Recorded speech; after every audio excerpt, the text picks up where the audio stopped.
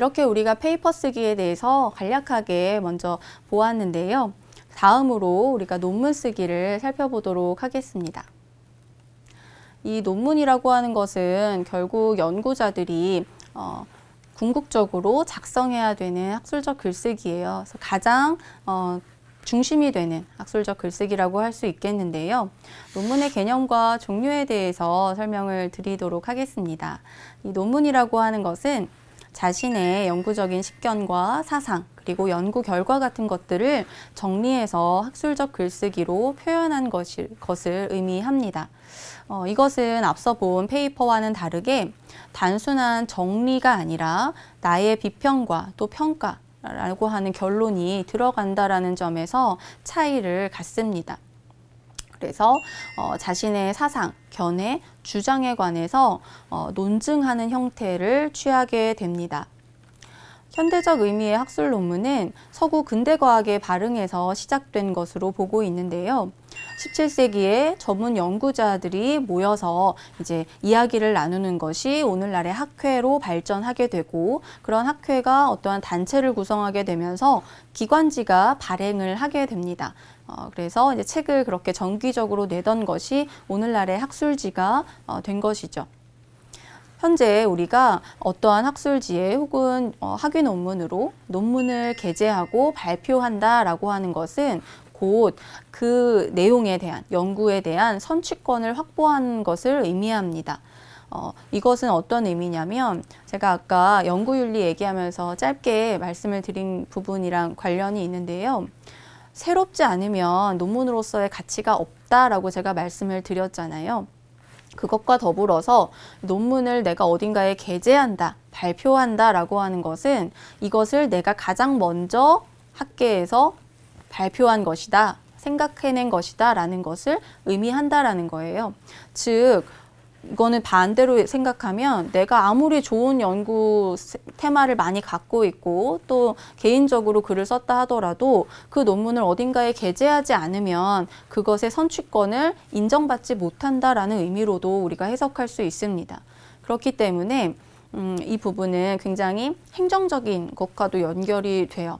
그렇기 때문에 이 논문은 내용적인 측면에서의 독창성도 지니지만 이 논문의 형태가 여러분도 아시다시피 굉장히 규격화되어 있습니다. 그래서 각 주의 처리 방식이라든지 문장부호의 사용 같은 것들이 굉장히 엄밀하게 좀 관리가 되고 있고 옳고 그름을 많이 따지는 이유도 바로 이러한 행정적인 측면에서 어떤 해당 논문이 발표되었을 때 그것이 어떤 창작물의 형태로 인정되는 것이 아니라 그러한 연구의 선취권이라고 하는 것으로 계산이 되기 때문에 훨씬 더 그것을 규격화하고 형식화하게 되는 그런 결과를 낳게 되었어요. 그래서 지금은 우리가 논문 발표가 일반화되어 있고 또 논문 형식은 방금 말씀드린 대로 자유로운 방식으로 글을 쓰는 것이 아니라 해당 학문 분야의 규칙에 맞도록 그것을 준수해서 작성하도록 되어 있는 것입니다.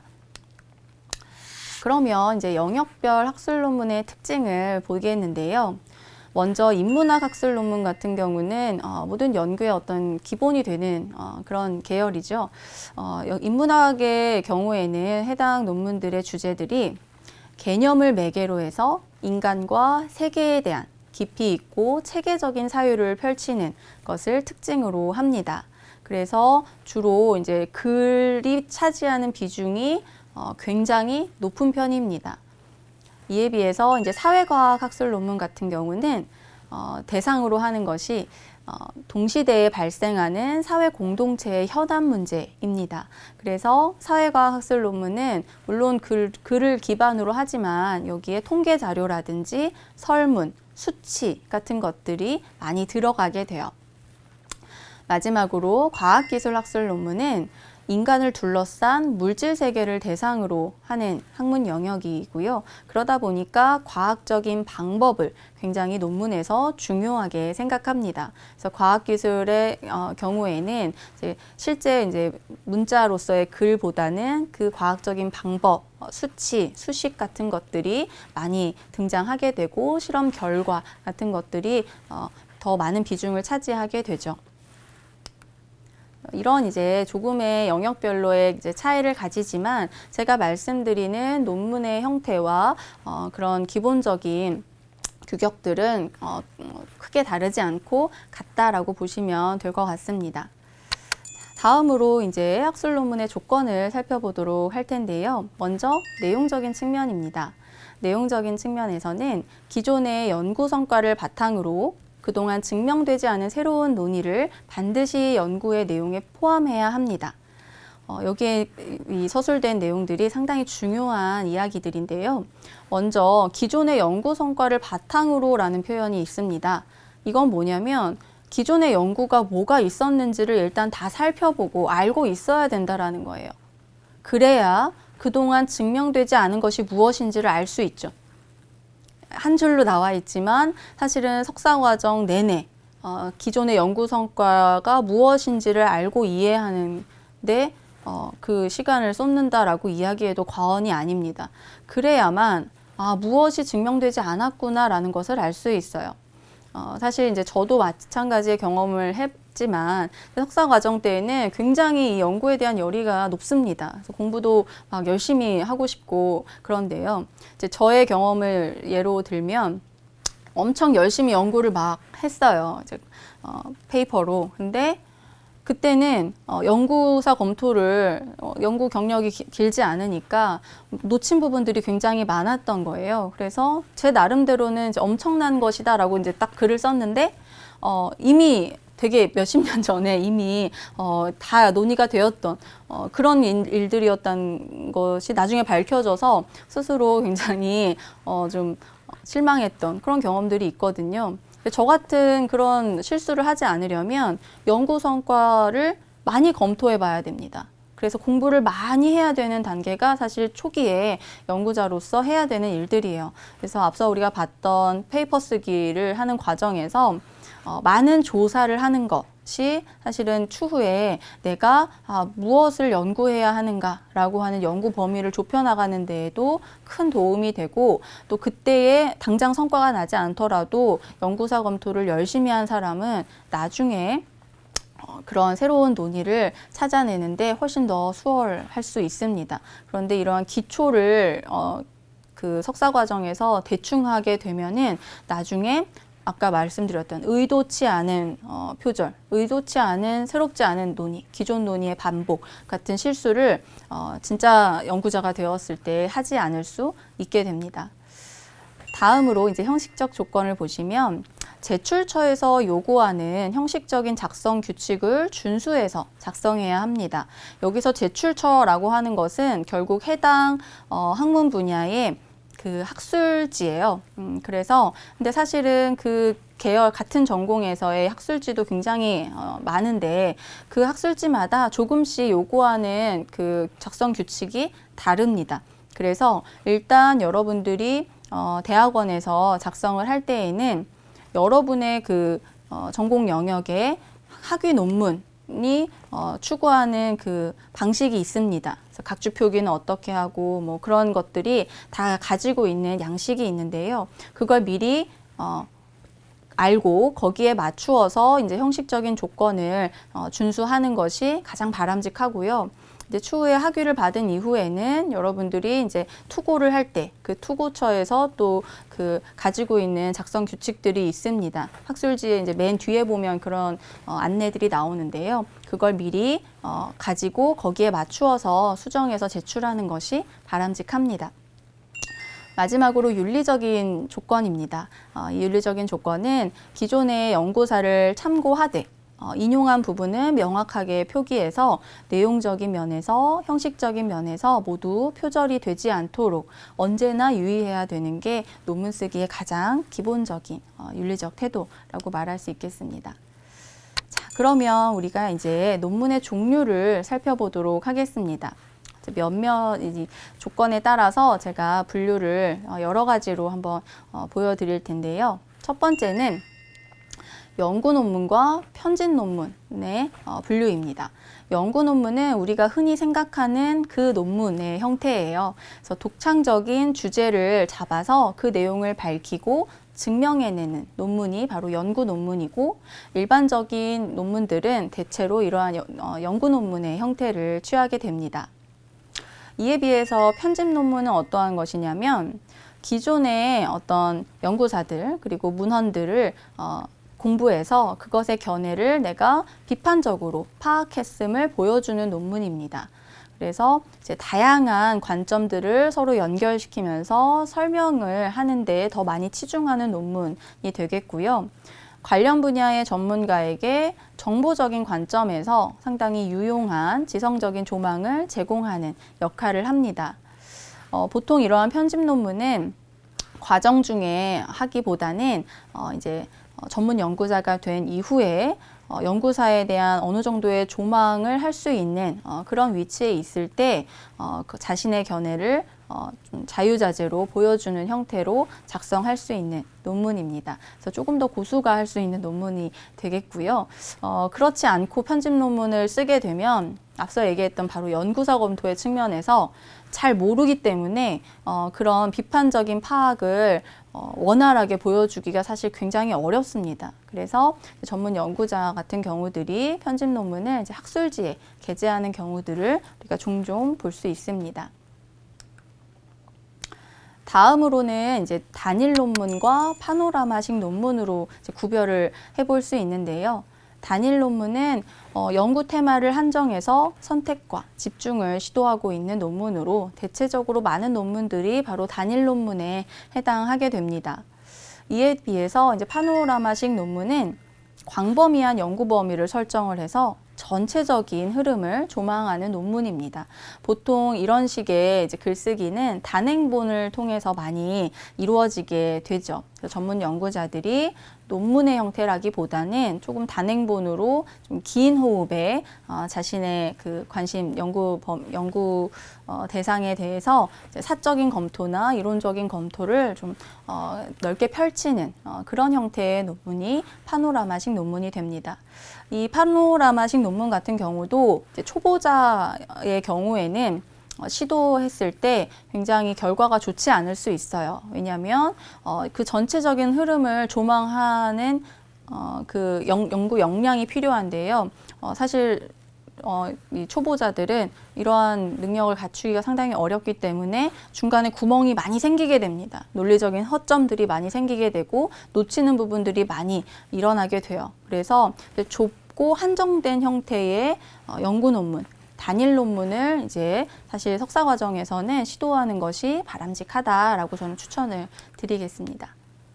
다음으로 역사적 논문과 이론적 논문으로 구별을 또 해볼 수 있는데요. 역사적 논문은 기존의 연구 성과를 참고해서 그 토대 위에 작성되는 논문을 말합니다. 많은 학위 논문들이 이러한 역사적 논문의 형태를 취하고 있고요. 우리가 거인의 어깨 위에 서서 바라본다라고 얘기하는 것이 바로 이러한 역사적 논문의 좋은 비유가 될 수 있습니다. 이에 비해서 이론적인 논문은 광범위하고 추상적인 연구 대상을 앞서 봤던 파노라마식으로 정리하는 그러한 논문의 형태를 말하는데요. 사실 이론적인 논문, 파노라마식 논문, 이러한 논문이 이제 그 연구자들한테 굉장히 매력적으로 다가와요. 특히 이제 공부를 처음 이제 시도할 때 이렇게 좀 대가가 쓰는 것 같은 그런 멋진 어떤 글을 쓰고자 하는 욕망이 굉장히 큰데요. 이것은 사실은 연구적 역량이 굉장히 많이 탄탄하게 쌓였을 때 시도하는 것을 추천을 드립니다. 자, 이렇게 우리가 쭉 이제 대비적으로 논문을 유형화해서 종류를 살펴보았는데요. 결국 우리가 대학원생들이 써야 되는 논문, 피할 수 없는 것은 바로 학위 논문입니다. 이 학위 논문은 학위를 받기 위해서 이제 제출하는 논문이고 또 그 학위 과정 속에서 연구한 결과를 종합해서 발표하는 것의 의미도 지니고 있습니다. 학위 논문은 연구 심화의 출발점으로서 향후 자신의 연구 영역을 정립하는 것이기 때문에 테마 선택, 주제 선택에 굉장히 신중을 기해야 합니다. 아마 여러분 중에서는 이 얘기가 좀 의아한 분들도 있을 거예요. 왜냐하면 내가 석사학위 논문을 쓴다라고 했을 때 이 석사 과정 중에 공부한 것의 종합으로서 내가 결과를 발표하는 것인데 이게 왜 연구 심화의 출발점일까? 다시 출발해야 되나? 이렇게 생각할 수 있겠는데요. 둘 다 맞습니다. 종착지이면서 출발점인 이유가 사실은 석사 논문을 내가 어떤 것으로 한다라고 이제 결정이 되고 그것으로 학위를 받으면 이후에 나는 그 해당 분야의 연구자로서 이미 자리매김을 하게 되는 것이죠. 만약에 제가 석사학위 논문으로 어떤 테마에 대해서 논문을 쓰면 이후에 취업을 할 때에도 그 논문 주제가 나를 설명하는 데 굉장히 중요하게 쓰이잖아요. 그래서 해당 분야의 기업에 취업을 할 수 있을 테고요. 이후에 내가 박사과정으로 지원을 하게 된다 하더라도 그것과 연결성을 가지고 박사 주제를 잡게 됩니다. 그리고 궁극적으로 여러분들이 박사학위를 받는다고 할 때에는 더욱더 테마 선택이 중요합니다. 사실 석사의 주제와 박사의 주제가 이제 중간에 바뀌는 경우들은 굉장히 많이 있습니다. 왜냐하면 잘 모르기 때문에 아직 자기 마음과 나의 어떤 전문 분야에 대한 선택이 석사 과정 중에서 일어나는 경우들이 많지 않아요. 그래서 이제 박사 주제는 좀 다른 방향으로 가는 경우들도 생기지만 일단 전공에서의 세부 계열에서의 변화는 가급적 하지 않게 되죠.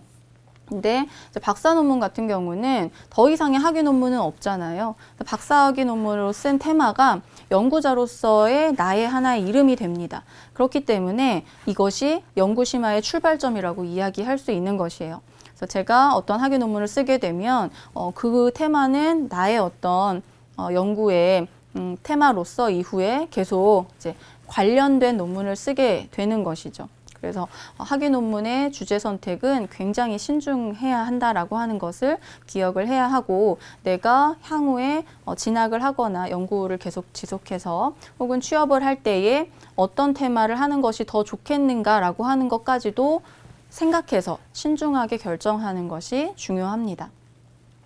다음으로 넘어갈게요. 대학원 과정 동안의 연구 성과를 심화, 종합해서 졸업 논문으로 완성하는 것인데 이것이 정말 말처럼 이렇게 되려면 과정의 시작 단계에서 1차 학기의 단계에서 연구 계획을 수립하는 것이 바람직합니다. 그래서 반드시 이것을 하도록 저는 추천을 드리는데요. 그냥 사실은 이런 계획이 없다 보면 사실 과정에 들어올 때 연구계획서를 누구나 내기는 하지만 그거를 진짜 내가 석사학위 논문, 박사학위 논문으로 쓸 것인지를 깊이 고민해서 1차 학기, 2차 학기에 그 연구계획에 따라서 향후 나의 대학원 생활을 계획을 미리 해놓는 것이 좋습니다. 그래야만 수업은 수업대로, 논문은 논문대로가 되지 않을 수 있습니다. 그래서 나의 연구 계획을 마련을 해놓으면 1차, 2차, 3차, 4차 과정을 거치면서 이제 수업을 듣잖아요. 수업을 들어가면서 이제 페이퍼를 작성하게 되는데 그때에 결국에 수행하게 되는 페이퍼들을 모아서 내 졸업 논문이 될 수 있도록 계획을 촘촘하게 세우는 것이 결국에 나중에 졸업 논문을 쓸 때 훨씬 더 수월하게 할 수 있는 방법이 될 수 있습니다. 이거를 미리 하지 않으면 그냥 그때그때 그 수업마다 각각 다른 거, 관련 없는 어떤 페이퍼들을 만드느라 스스로도 굉장히 품이 많이 들고 나중에 그것을 모았을 때 연결고리를 찾을 수 없어서 아무 쓸모가 없는 글들이 될 수 있어요. 그래서 연구계획을 가지고 과정 중에 모든 수업들을 같이 계획적으로 수립해 나갈 것을 추천을 드리고요. 그리고 이제 졸업 논문은 학위 논문이다 보니까 추후에 연구 자료로 검색이 됩니다. 그래서 누구나 검색해서 내 논문을 볼 수 있다라고 하는 것. 굉장히 큰 책임감을 가지게 되는 부분이에요. 그리고 연구사로서 남아서 내가 쓴 논문을 누군가에게는 연구사로서 읽어야 되는 글이 될 수 있다라고 하는 것을 기억하고 책임감을 갖고 쓰는 것이 중요합니다. 이러한 이제 해당 분야의 전문가가 되기 위한 과정에서 이루어지는 학위 논문의 성격을 고려할 때 학위 논문의 경우에는 우리가 앞서 살펴봤던 글의 종류에서 연구 논문, 단일 논문, 그리고 역사적 논문의 형태를 취하는 것이 일반적입니다. 자, 그러면 어떤 논문의 테마를 선택해야 하는가? 앞서 우리가 페이퍼를 작성할 때에도 이제 주제 선택을 하는 방식을 제가 간략히 말씀을 드렸는데요. 먼저 첫 번째는 연구자가 관심을 갖는 테마여야 합니다. 이거는 제가 너무 많이 강조하고 싶어요. 누가 이제 우리 교수님이 뭐 하고 있는 프로젝트여서 나도 이걸로 학예 논문을 쓴다. 그렇게 되면 당장은 테마가 찾아져서 기쁘다는 될 수 있겠지만 내가 관심이 없는 것에 대한 글은 결코 잘 쓰기가 어렵습니다. 잘 쓸 수 있다 하더라도 그 사람은 내가 관심을 갖는 테마에 대해서 쓰면 더 잘 쓸 수 있는 사람이에요. 그리고 앞서 얘기했듯이 이 연구를 통해서 학위 논문을 쓰게 되는 것은 결국 종착지가 아니라 출발점이기 때문에 내가 계속해서 이것에 대해서 써야 된다라고 생각을 하면 내가 일단 좋아하고 관심을 가지고 있는 테마를 골라야 한다라는 것은 굉장히 중요합니다. 두 번째로 이제 연구의 범위를 좁힐 수 있어야 하는데요. 학위 논문을 쓸 때 너무 범위를 좁히지 않으면 다룰 수가 없어요. 그럼 어떤 대가가 써야 하는 그런 글이 되기 때문에 최대한 연구의 범위는 좁힐 수 있는 데까지 좁혀야 좋습니다. 그 다음에 내가 이 좁힌 것들을 연결해서 조금 범위를 확장하는 방법도 선택을 할 수 있으니까요. 가급적 연구 범위는 명확하게 좁혀서 정하는 것이 바람직합니다. 다음, 원 자료가 남아 있어서 입수할 수 있어야 합니다. 내가 관심을 가지고 있고 범위도 축소했고 그리고 아직까지 다루어지지 않은 테마인데 자료 찾기가 어렵다라고 하면 논문 작성 자체가 굉장히 어려워집니다. 그래서 자료를 쉽게 취할 수 있고 그 다음에 연구자 스스로 그 자료를 다룰 수 있어야 합니다.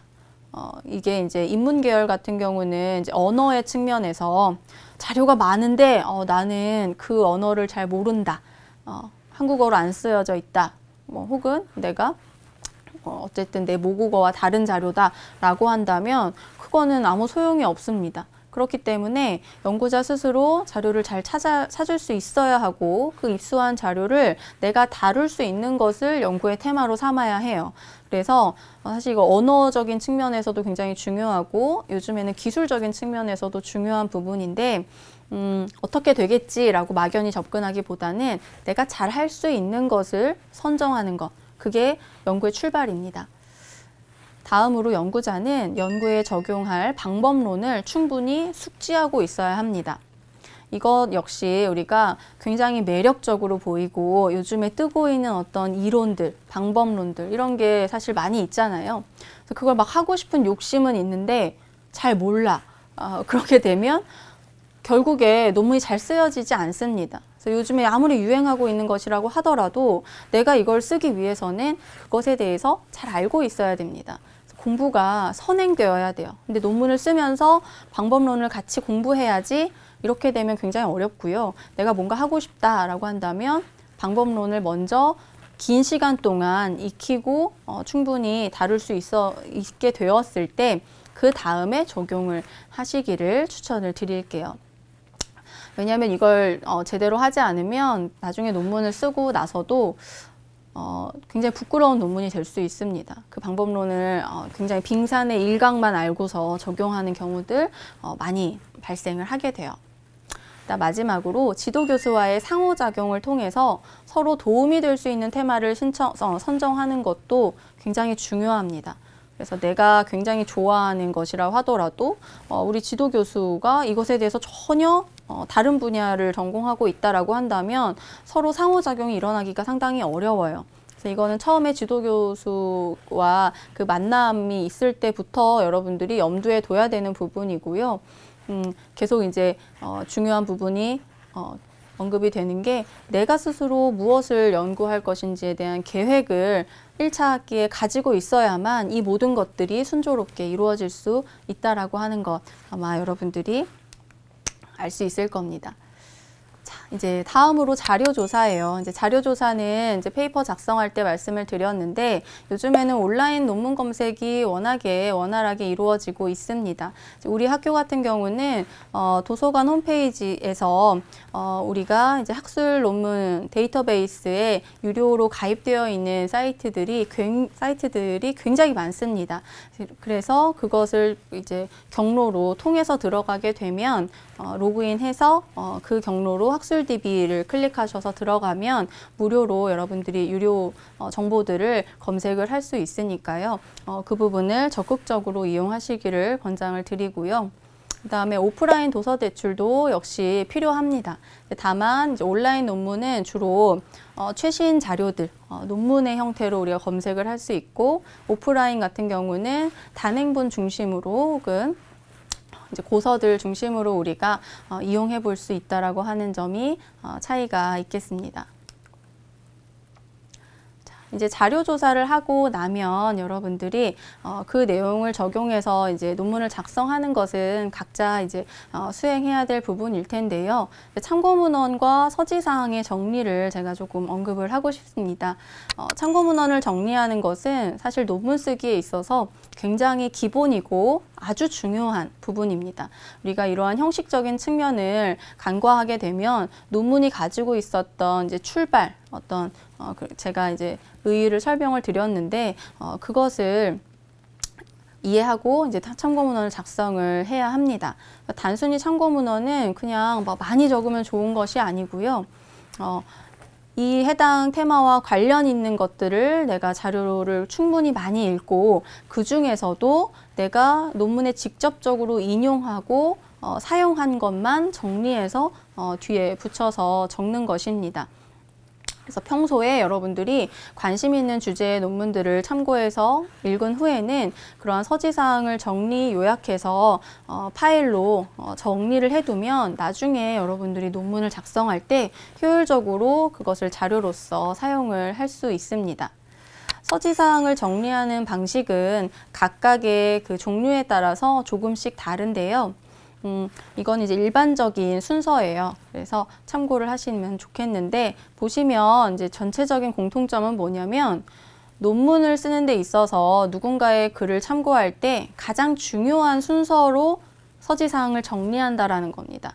그래서 우리가 그냥 일반 독자의 입장에서는 제일 중요한 게 책의 제목이라고 생각할 수 있겠는데요. 이거는 연구 논문이잖아요. 논문에서 가장 중요한 건 저자명입니다. 연구자의 이름이 가장 중요하겠죠. 그렇기 때문에 우리가 참고문헌과 이런 각주를 정리할 때 제일 앞에 오는 것은 저자명입니다. 다음에 책 이름, 발행지, 발행처, 그리고 발행연도 순으로 우리가 정리를 하시면 됩니다. 연구 논문과 학위 논문, 나머지도 마찬가지고요. 요즘에는 이제 전자문헌 주소들이 많이 있는데요. 그런 주소들도 자료의 형태로 명확하게 작성을 해주는 것이 일반적인 원칙입니다. 자, 그러면 다음으로 이제 연구 계획서를 어떻게 쓸 것인가 이제 살펴볼 텐데요. 연구 계획서에 들어가야 되는 필수적인 항목들입니다. 첫 번째, 연구의 목적이고요. 두 번째, 기존 연구에 대한 소개입니다. 이게 이제 선행사 연구에 해당하는 부분이겠죠. 다음으로 연구에 적용할 방법을 이야기하고, 네 번째는 기본 자료를 소개하고, 다음에 특수 용어가 있다면 주요 이제 키워드가 될 거예요. 그 키워드를 설명하는 것도 포함이 됩니다. 마지막으로는 기대되는 연구 성과와 활용 방안, 이런 것들을 보통 우리가 연구 계획서에 구성하는 항목으로 설정을 하고 있습니다. 각 항목별로 한번 살펴보면요. 먼저 연구 목적은요. 앞서 제가 계속 반복적으로 말씀드렸듯이 제가 지금 결정한 어떤 연구 분야에서 기존의 연구가 갖고 있는 한계와 문제점을 지적합니다. 그리고 그 한계를 극복할 수 있는 연구가 바로 나의 연구이다라고 하는 것. 그게 이제 연구 목적으로 드러나야겠죠. 그래서 이 연구 목적을 반드시 연구의 서론에서 보통 쓰게 되고요. 이러한 연구 목적이 도출되기 위해서는 반드시 선행 연구가 있어야 합니다. 왜냐하면 앞서의 연구들에서 이러한 것들이 이루어졌지만 굉장히 중요한 테마인데 잘못 다루어졌다거나 혹은 언급되지 않았다. 이런 게 있어야 연구 목적이 도출이 될 수 있겠죠. 그렇기 때문에 반드시 논문에는 기존 연구에 대한 소개가 들어가야 합니다. 그래서 자신의 논문 주제와 관련된 기존의 연구 성과들을 각 관점에 따라서 간략히 소개하고 논문의 이론적인 배경을 밝히고요. 또 자신이 수용할 수 없는 관점은 비판하고 또 동조하는 논문에 대해서는 또 그것에 평가를 하시면 됩니다. 이러한 과정에서 이 연구자의 논문이 해당 분야에서 차지하게 될 위상과 연구사에서의 가치가 드러나게 되기도 합니다. 세 번째는 연구 방법인데요.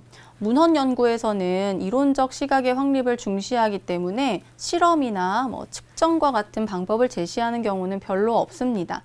그래서 이 연구 방법 같은 경우는 사실 전공별로, 계열별로 상당히 기술하는 형태와 그 내용이 많이 다릅니다. 그래서 이 부분 같은 경우는 각자 해당 학문 분야의 소논문을 참고로 해서 방식을 익히는 것을 추천을 드리고요.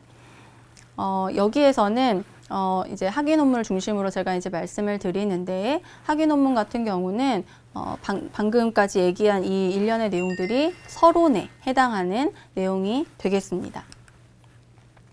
그 다음 이제 네 번째, 기본 자료를 소개하고 용어를 정리하는 부분인데요. 이것도 보통 서론에서 같이 다루어서 나오게 되는 내용들입니다. 특수한 성격의 어떤 문헌 자료나 그런 자료라면 조금 설명을 덧붙이는 것이 좋고요.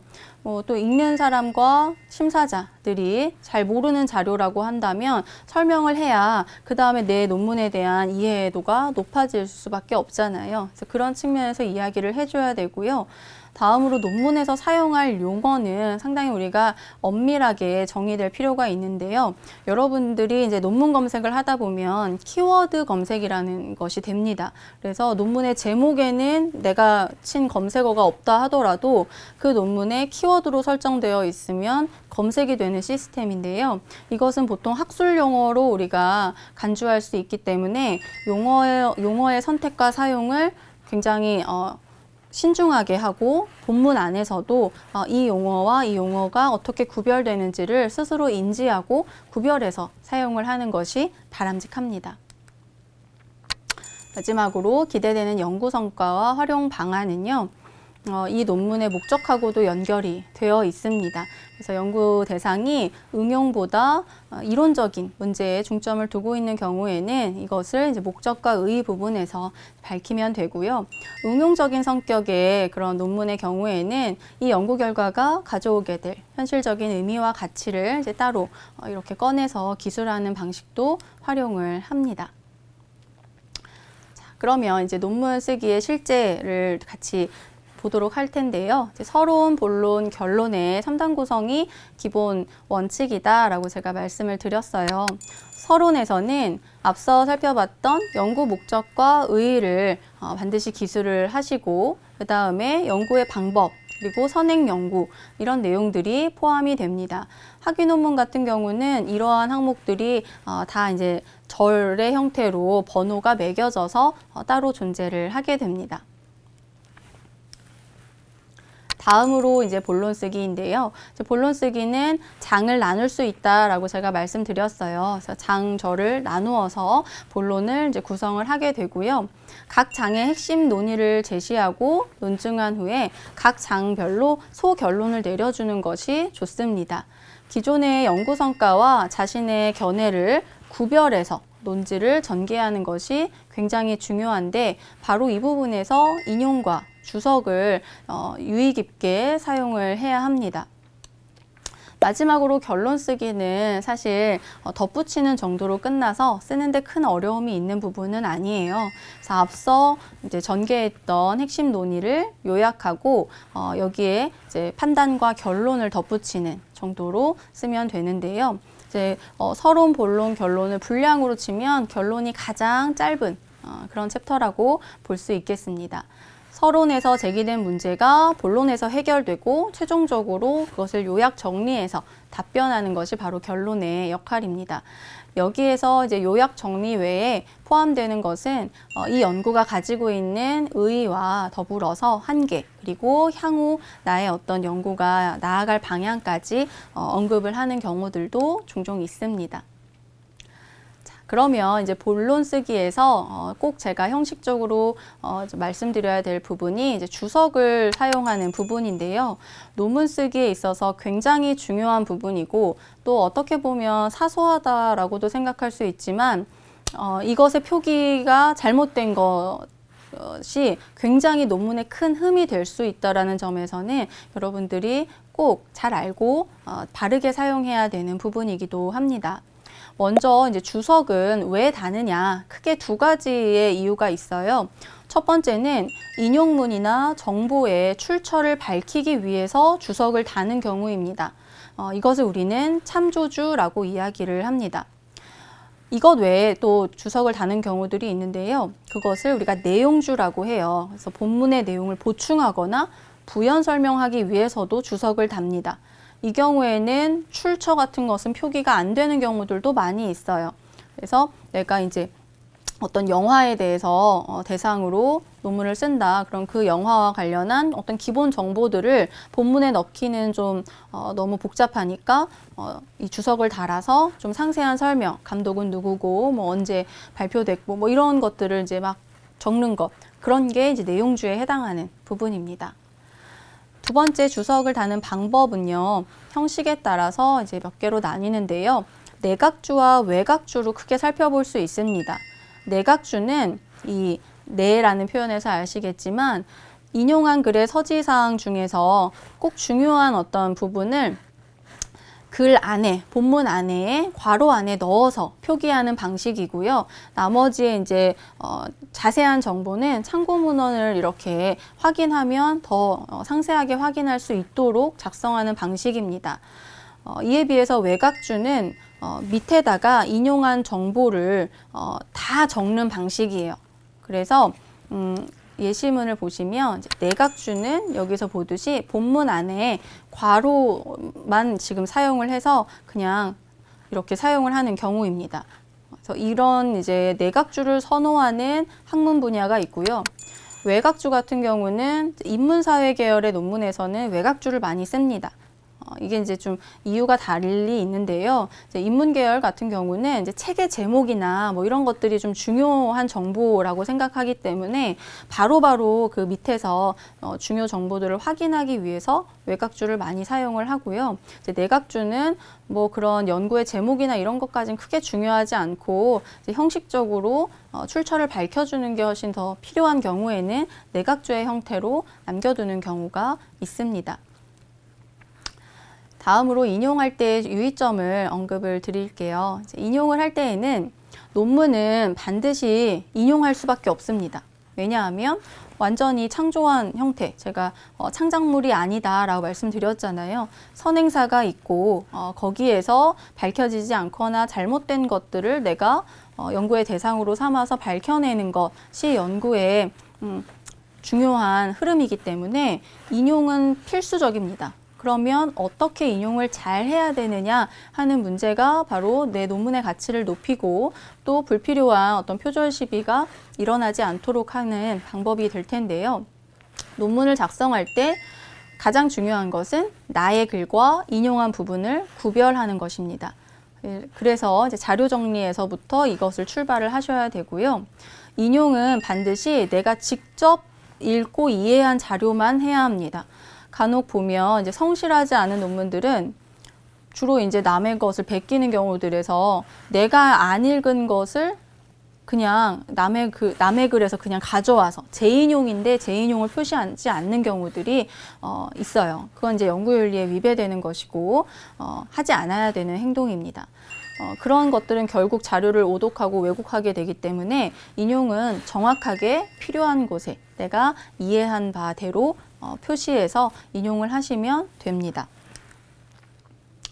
그리고 이제 인용할 때의 유의점 중에 아무거나 인용을 하면 안 됩니다. 우리가 참고문헌이 굉장히 연구에서 중요하다라고 말씀드린 것은 사실 어떤 연구들은 참고문헌만 우리가 봐도 이 연구의 수준을 어느 정도 가늠할 수 있습니다. 그것은 바로 그 인용의 출처를 통해서 우리가 이것이 어떤 자료를 가지고 쓰여졌는가를 확인할 수 있기 때문인데요.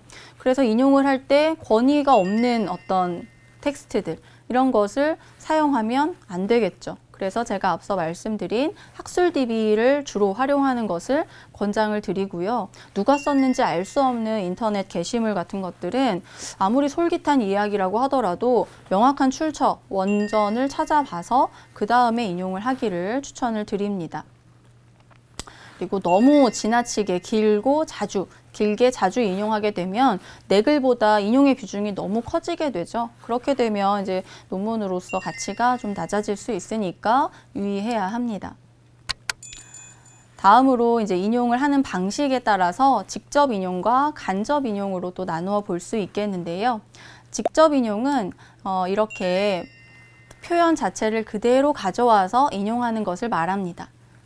인문사회 계열에서 많이 활용하는 방식이에요. 소설의 원문을 그대로 가져온다든지 누군가 한 인터뷰의 표현을 그대로 따올 때 우리가 이렇게 따옴표 안에 그 인용된 내용을 하나도 다르지 않게 그대로 가져옵니다. 인용문이 길 경우에는 이렇게 줄을 바꾸어서 좀 띄어쓰고 들여쓰기를 한 형태로 인용을 표시하게 됩니다. 다음으로 간접 인용인데요. 간접 인용은 사실 굉장히 중요한데 내가 읽은 어떤 내용들을 나의 언어로 다시 바꾸어서 요약 제시하는 것을 간접 인용이라고 이야기합니다. 그래서 이제 초보 연구자들 같은 경우에 이걸 인용이라고 생각하지 못하는 경우들이 있어요. 내가 쓴 글인데 이게 왜 인용이냐? 하지만 거기에 나와 있는 내용 자체가 나의 아이디어가 아니기 때문에 인용에 해당합니다. 이것을 사실 밝혀주지 않으면 내용적으로 표절이 되게 됩니다. 그래서 간접 인용은 제가 여기 예시는 넣지 않았는데 내가 만약에 어떤 책을 읽었다, 니체의 책을 읽었다라고 한다면 한 30페이지에 걸쳐서 작성된 이야기이지만 나는 논문에서 한 서너 줄의 형태로 요약했다라고 했을 때 그 내용의 요약이 끝나는 곳에 줄을 달아서 출처를 밝혀주면 됩니다. 그래서 이때 유의해야 될 거는 원래 니체는 그런 뜻으로 한 얘기가 아닌데 내가 이제 왜곡하면 안 되겠죠. 그래서 그런 부분에 유의를 해야 하고 반드시 간접 인용도 인용으로 우리가 인지하고 있어야 된다. 입니다. 다음으로 논문에 이제 기타 들어가게 되는 참고 자료들인데요. 이제 첫 번째 참고 문헌은 반드시 논문에 포함되는 내용이죠. 그래서 연구의 질과 수준을 판단할 수 있는 기준이 되기 때문에 일정한 순서와 양식에 따라서 작성을 해야 합니다. 두 번째, 부록 같은 경우는 보통 논문에서 많이 사용되지는 않지만 이제 실험 조사와 관련해서 사용되었던 실험 도구, 통계, 조사표 뭐 이런 양식들을 논문의 뒤에 이제 첨부하는 경우들이 있습니다. 그래서 부록 같은 경우는 필수는 아니지만 종종 들어가는 경우들이 있는 자료이고요. 세 번째, 세기는 우리가 찾아보기라고 하는 건데 보통의 논문에서는 많이 쓰이지는 않습니다. 보통은 우리가 좀 두꺼운 단행본에서 좀 배려 차원에서 찾아보기를 사용하는 경우들이 있고요. 네 번째, 초록 같은 경우는 참고문헌과 더불어서 반드시 모든 논문이 포함해야 하는 참고 자료입니다. 그래서 초록은 연구의 내용과 결과를 요약한 짧은 글인데요. 지금 우리나라의 기준으로 했을 때 논문의 표기 문자가 한국어인 경우에는 한국어 초록과 국문 초록과 그리고 영문 초록 보통 이렇게 두 가지를 같이 사용하게 됩니다. 그래서 만약에 내가 일문과다 그러면 일문 초록을 쓴다든지 하는 경우들의 예외들은 있을 수 있는데 해당 언어와 또 제2 외국어 이 두 가지가 같이 초록에 포함되는 것이 일반적입니다. 그래서 이것은 연구 논문을 나중에 우리가 검색할 때에도 도움을 많이 받을 수 있어요. 그래서 논문을 다 읽어보지 않아도 초록만 보고서도 이것을 내가 자료로 필요한 것인지 아닌지 판단을 할 수 있게 되겠죠. 이제 참고문헌 이제 작성 방식은 인용에서 나왔던, 언급됐던 것을 취합하는 것이 원칙입니다. 그리고 이제 작성하는 방식은 제출처마다 상당히 조금 달라요. 그리고 어떤 각주 처리의 방식도 제가 여러 가지 말씀드렸지만 내각주를 사용하는 곳이 있고 외각주를 사용하는 곳이 있고 또 혼합적으로 사용하는 곳이 또 있습니다. 그래서 낼 때마다 사실 계속 확인해야 되는 게 바로 이러한 양식적인 측면에서의 주의점이고요. 예시는 이렇게 제가 하나의 샘플로 보여드리지만 절대적인 것이라고 볼 수는 없습니다. 세 번째 마지막으로 학술 에세이 쓰기인데요. 학술 에세이 쓰기는 사실 간략하게 우리가 살펴보기만 할 텐데 이것은 학문의 창조성, 즉 해당 분야의 학문 발전에 기여할 수 있는 에세이를 통칭하는 표현입니다. 그래서 논문 쓰기나 이제 레포트, 페이퍼 쓰기와는 다르게 형식적으로 굉장히 자유로운 글쓰기예요. 그래서 여러분들이 이런 일련의 과정들을 통해서 이제 연구자가 되었을 때, 전문 연구자가 되었을 때 쓸 수 있는 글이라고 생각하시면 좋겠습니다. 그래서 자유로운 방식의 글쓰기를 원칙으로 하지만 필자가 연구자라는 점에서 전문적인 식견이 필요합니다. 그리고 논문과는 다르게 주석이나 참고문헌 같은 것들을 필수적으로 표기해야 되는 규칙은 없어요. 하지만 내용 구성에 있어서 연구자로서의 책임의식을 가지고 허위의 내용을 작성하거나 이런 검증되지 않은 그런 예시들을 사용하면 안 된다라고 하는 것은 우리가 유념을 해야 합니다. 그리고 이제 이런 비평적인 성격을 가지고 있지만 이것 기본적으로 에세이라는 점을 우리가 기억해서 에세이로서의 읽는 재미를 잃지 않도록 유의해서 작성하는 것이 좋습니다.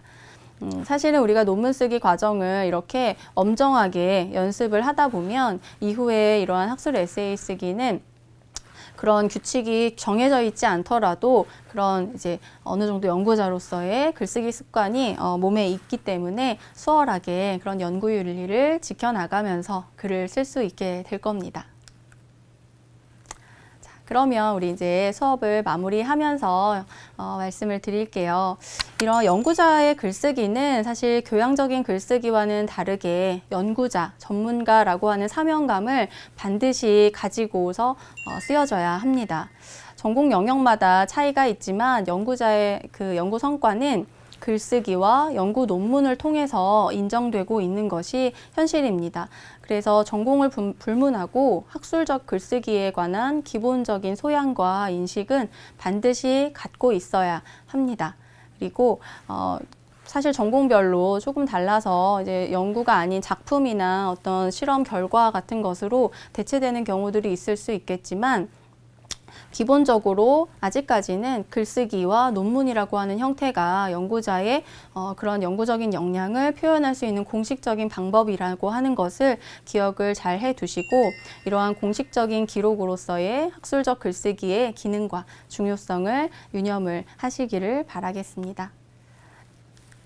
강의는 여기서 마치도록 하겠습니다. 긴 시간 경청해 주셔서 감사합니다.